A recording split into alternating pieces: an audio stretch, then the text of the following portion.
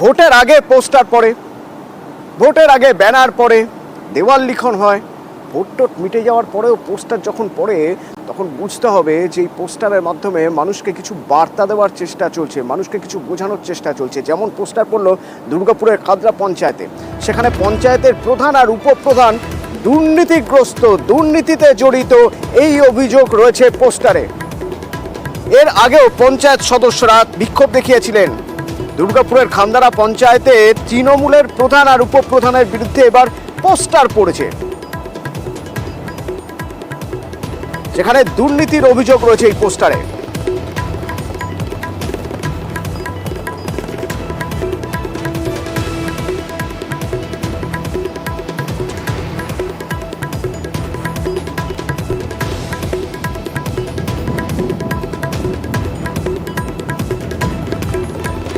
যাদের যাদের বিরুদ্ধে এই দুর্নীতির অভিযোগ উঠেছে, উপপ্রধান, সেই উপপ্রধানের বক্তব্য শুনবো আর পঞ্চায়েত সদস্য তার বক্তব্য শুনবো, কারণ এর আগেও পঞ্চায়েত সদস্যরা তারা বিক্ষোভ দেখিয়েছিলেন। যে সমালোচনা করে কাদের নিয়ে? যারা কাজের মানুষ হয়, যারা মানুষের কাজ করে তাদেরই সমালোচনা হয়। তো আমি জানি না আদৌ পোস্টার পড়েছে কিনা, আপনাদের মুখ থেকে শুনলাম এই ধরনের পোস্টার দিয়েছে।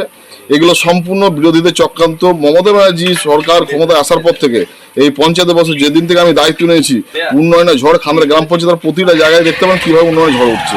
এটা সম্পূর্ণ বিরোধীদের চক্রান্ত। আমি নিজে দেখি আগে কি পজিশন রয়েছে, আমি অবশ্যই এটা প্রশাসনকে জানাবো, অভিযোগ দায়ের করবো।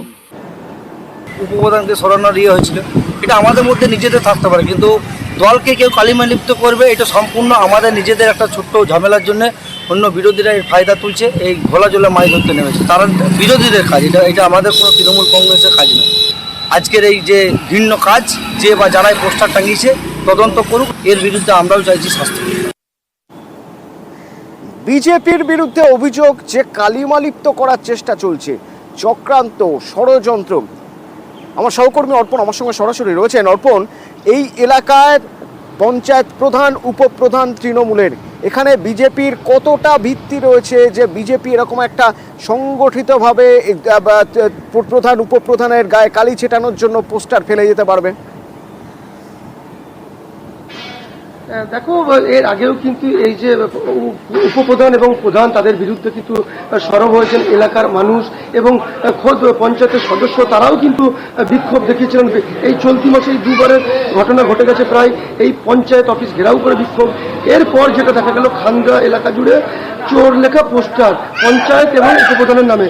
কিন্তু এই যে তৃণমূল পঞ্চায়েত, এটি কিন্তু একেবারেই তৃণমূল দ্বারা পরিচালিত এই পঞ্চায়েত অফিস, এবং এখানে কিন্তু বিজেপির সেভাবে কিন্তু কোনো সংগঠন নেই যেটুকু জানা যাচ্ছে, এবং তৃণমূলের সংগঠন রয়েছে খুব জোরদার। সেখানে বিজেপি একেবারেই কিন্তু সেখানে সংগঠনের উপর জোর নেই, এমনটা কিন্তু বিজেপির দাবি।